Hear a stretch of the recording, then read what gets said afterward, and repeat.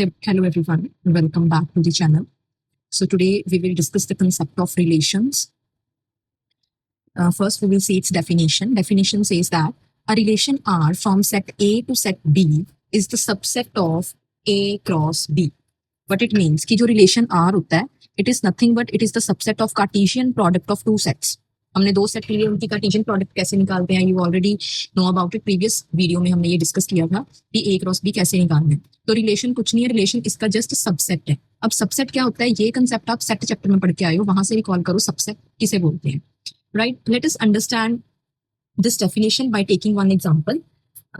Late A is a set having element 1 2 3 4. Right, A set में 4 element हैं और B set है जिसमें एलिमेंट्स हैं 1 4 9 20 25. These are the two sets.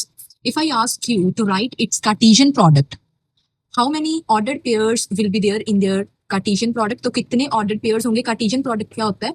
It is the set of ordered pairs.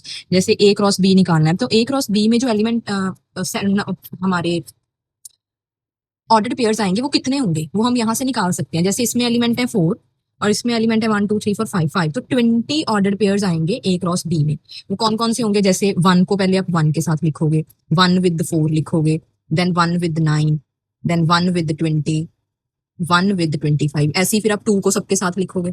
ठीक है, 2 को 1 के साथ लिखा, फिर 2 को 4 के साथ, 2 को 9 के साथ, ऐसे करते करते फिर आप 4 को लिखोगे, फिर 3 को भी लिखोगे, then 4 1 4 4 and so on. Last में आ जाएगा 4 25. तो ऐसे ये 20 ऑर्डर पेयर्स बनेंगे.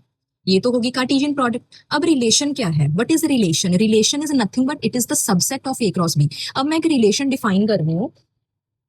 Late R is a relation. एक आर रिलेशन है from set A to set B which is defined as. Relation में भी क्या होगा? It is a set of order pairs. इसमें वो वाले ऑर्डर पेयर लेने हैं जिसमें जो ये वाली कंडीशन को सेटिस्फाई करे. A square is equal B where A belongs to first set and B belongs to second one. तो इस रिलेशन में बताओ कौन से ऑर्डर पेयर आएंगे? वो ऑर्डर पेयर लेने हैं जिसमें जो सेकंड एलिमेंट है वो फर्स्ट का स्क्वायर है. Second element is equal first element square. तो इसमें क्या क्या आ सकता है? जैसे आप अगर सेकंड एलिमेंट में 1 ले रही हूँ, 1 1 का स्क्वायर है, जैसे 1 का स्क्वायर करोगे 1 नहीं आएगा ना, तो इसमें 1 1 भी आ जाएगा.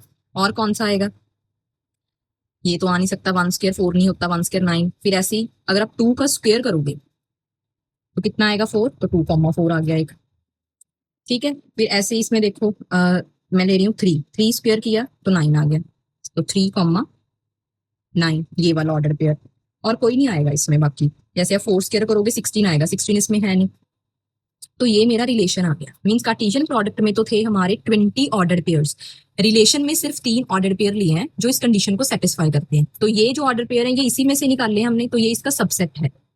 राइट, तो रिलेशन क्या है? It is nothing but it is the subset of Cartesian product A cross B. बस आपने ये कंडीशन ध्यान में रखनी है, R is the subset of A cross B. This is the definition of relations. Right, next definition is domain. Domain किसे बोलते हैं? The set of all first elements of the order pair is the domain. जो first element है, जैसे ये मैंने relation बनाया, अगर मैंने इसी में से आपको पूछ रही हूँ व्हाट इज डोमेन, तो ये डेफिनेशन क्या कहती है? Set of all first elements. First element means इसमें डोमेन क्या बनेगी हमारी? डोमेन इज जो फर्स्ट एलिमेंट है, मीन्स 1 है 2 है 3 है. राइट, तो डोमेन में कौन से एलिमेंट्स आ गए? 1 2 3. Next is definition of range. Range क्या होती है?